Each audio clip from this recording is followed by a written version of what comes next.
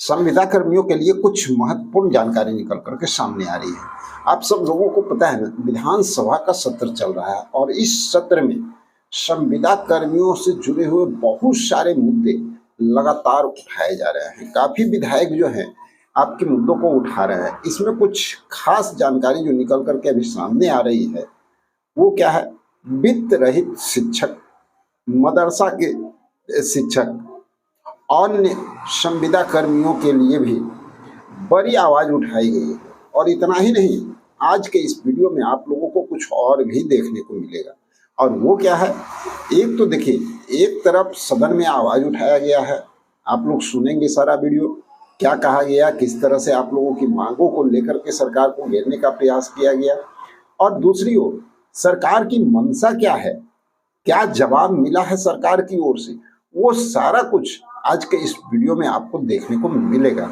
तो हम लोग देखेंगे किस तरह से सदन में जो है आवाज उठाया जा रहा है और उस पर कई विधायक आपके लिए आवाज उठा रहे हैं और साथ ही सरकार उसका जवाब भी दे रही है। तो जवाब क्या दे रही है ये सुनना भी बहुत दिलचस्प होगा। तो साथियों, सबसे पहली बात तो आप लोग जान लीजिए कि वित्त रहित शिक्षक, मदरसा के जो टीचर हैं, लगातार जो आप लोग आंदोलन कर रहे थे, लगातार जो अपने अधिकार के लिए मांग कर रहे थे, आप लोगों की बात एक तरह से सुनी गई है। और सुनी गई है क्या, सदन में जबरदस्त तरीके से आपकी आवाज उठाई गई और उसके साथ साथ अन्य संविदा कर्मियों की भी बातों को रखा गया है। सरकार का जवाब तो शायद कुछ साथियों को पता हो, और नहीं तो ये वीडियो देखिए, बहुत इंटरेस्टेड होने वाला है। और साथ ही एक बात और बता दें आप लोगों को कि आप लोग जानते हैं ना, उत्तर प्रदेश में सेवा निगम गठन हुआ था संविदा कर्मियों के लिए, और उसके बाद संविदा कर्मियों का दिनचर्या ही बदलता चला गया। मानदेय वृद्धि की समस्या धीरे धीरे समाप्त हो रही है, राज्यकर्मी की दर्जा की बात सामने आ रही है। तो राज्यकर्मी की दर्जा पर भी आज के विधानसभा में बात हुई है। तो सभी संविदा कर्मियों को ये जानना बहुत महत्वपूर्ण है कि आखिर क्या क्या हुआ वहां पर। तो चलिए, सबसे पहले विधानसभा में कौन सी बात उठाई गई, क्या कहा गया, वो सारी बातों को आप लोग सुनिए, खुद सुनिएगा तो काफी अच्छे तरह से इस बात को आप लोग समझ भी पाइएगा कि आप लोगों के लिए क्या क्या सरकार की मंशा बन रही है। तो आइए चलते हैं स्क्रीन पे और सुनते हैं कि विधानसभा में विधायक महोदय क्या कह रहे हैं, सरकार उसका जवाब क्या दे रही है और हमारे संविदा कर्मियों को इसका बेनिफिट क्या मिलने वाला है। राज्य सरकार से अभिस्ताव करती है कि वह राज्य के वित्तरहित विद्यालयों एवं महाविद्यालयों के शिक्षक एवं शिक्षकेतर कर्मियों को यथाशीघ्र वेतनमान दिया जाए। सभापति महोदय,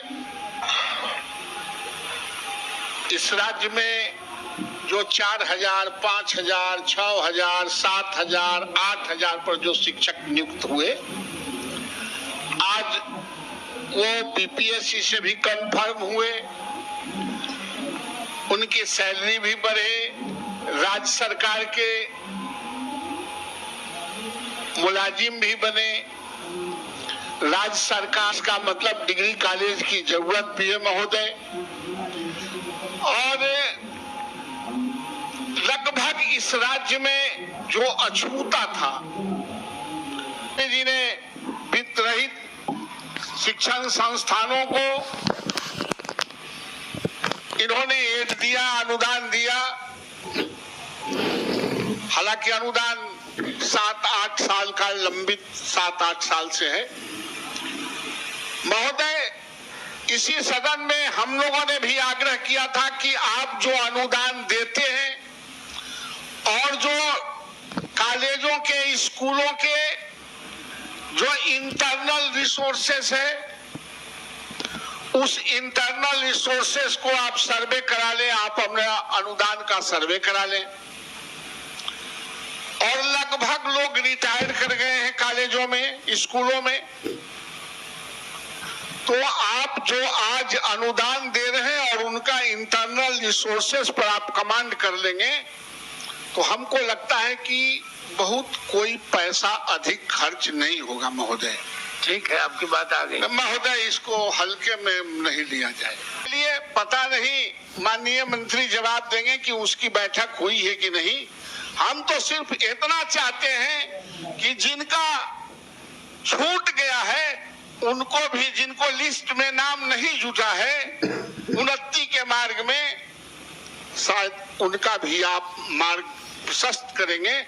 और बिहार में सिर्फ अछूता एक वित्तरहित कॉलेज स्कूल है, उसको मैं चाहता हूं कि आप सर्वे करा के आप वेतनमान दें।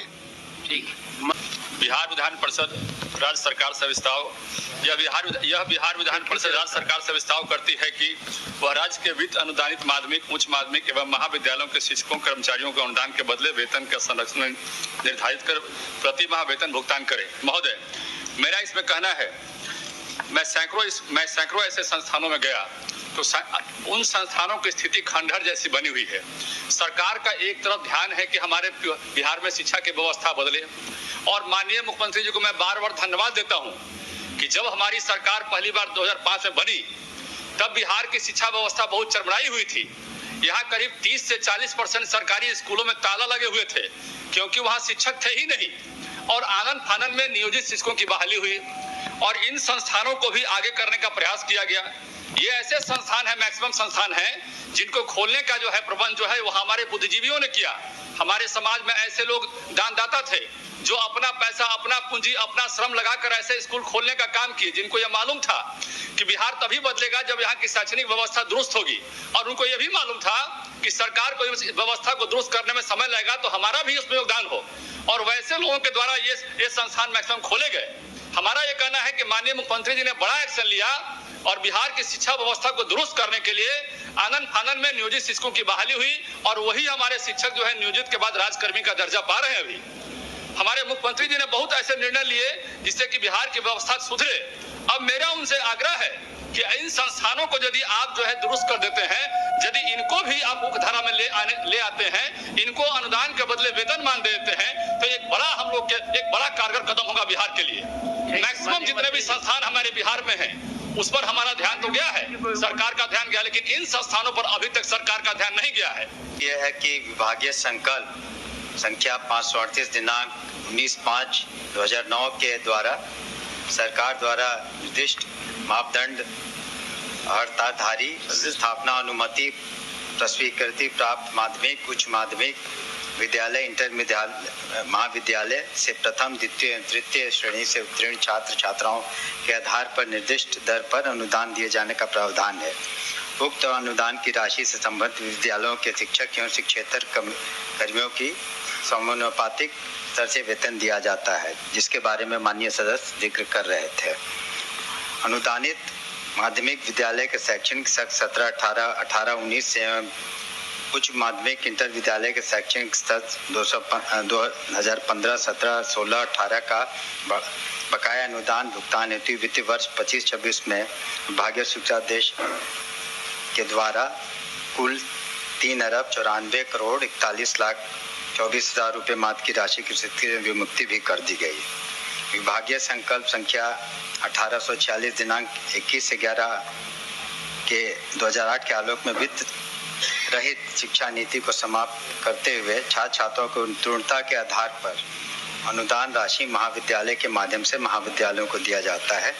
वर्तमान में वित्तीय वर्ष 24-25 में शिक्षादेश संख्या 205 दिनांक 16/12/2024 तथा शिक्षादेश संख्या 358 दिनांक 22/3/2025 के द्वारा शैक्षणिक सत्र 14-17 के लिए छात्र छात्राओं उत्तीर्णता के आधार पर 245,21,82,600 रुपये का मात्र अनुदान राशि स्वीकृत एवं मुक्त किया जा सका। सरकार ने जो माननीय सदस्यों ने बार बार अपनी चिंता जाहिर की है, इसी के को देखते हुए बिहार राज्य अंतर्गत एक कमेटी गठित की गई है मुख्य सचिव के अध्यक्षता में, जिसमें बिहार राज्य अंतर्गत वित्त अनुदानित एवं वित्त रहित विभिन्न शिक्षण संस्थानों, संस्कृत विद्यालयों और मदरसों को स्थापना मद में दिए जाने वाले सहायक अनुदान तथा उसके कार्यरत शिक्षकों, शिक्षेतर कर्मियों का वेतन आदि अनुदान के संबंधित सभी पहलुओं पर एक समय के नियमित समीक्षा करके सरकार को अपना सुझाव देगी। अनुकंपा की नियुक्तियां की। तो सभी जिलों का हमने सर्वे कराया था शुरू से, और इतने 5,500 लोग निकले, तो 6,000 पोस्ट को हमने क्रिएट करा के उनका नियुक्तियां भी हो गई हैं, बहुत कुछ रह गई हैं, उसमें कागजात वगैरह नहीं है। तो निश्चित रूप से इस पर हम ध्यान देंगे।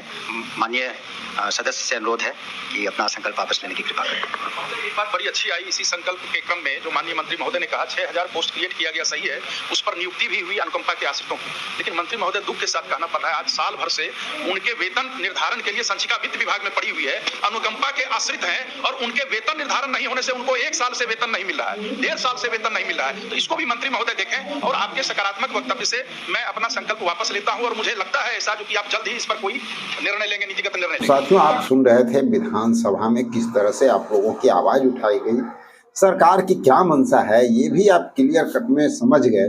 देखिए, समिति का गठन कर दिया गया है, और इस पर भी विधायक महोदय जोरदार स्पीच दिए हैं कि भैया गठन करने से कुछ नहीं होगा, 5-6 महीना गठन का हो चुका है, और अब जो है बस रिजल्ट है, कब इसकी बैठक आप करवा रहे हैं और कब ये सुविधा कर्मचारियों तक पहुंचेगी इसकी जानकारी दीजिए, ये बात भी कहा गया है।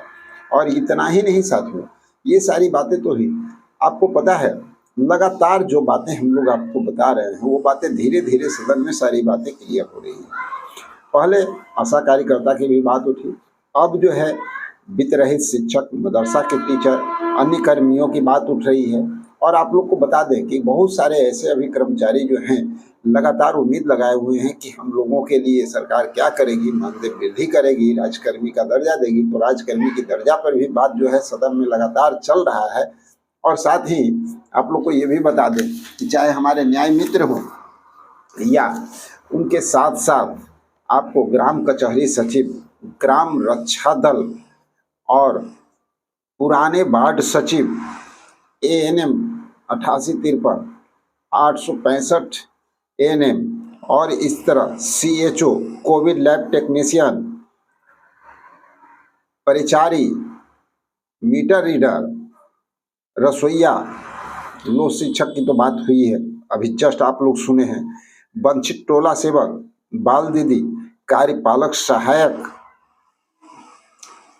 इस तरह से बहुत सारे अभी कर्मचारी हैं जो उम्मीद लगा करके बैठे हुए हैं। और आप लोग निश्चित होइए, क्योंकि जो जानकारी निकल करके आ रही है कि धीरे धीरे सभी लोगों की बात जो है सदन में वो तो उठनी है ही, लेकिन एक और महत्वपूर्ण जानकारी निकल के सामने आ रही है कि माननीय मुख्यमंत्री जल्द से जल्द संविदा कर्मियों पर एक अहम फैसला लेने वाले हैं, जिससे कि जितने भी बिहार के संविदा कर्मी हैं उनको एक बड़ा लाभ मिलता हुआ नजर आएगा।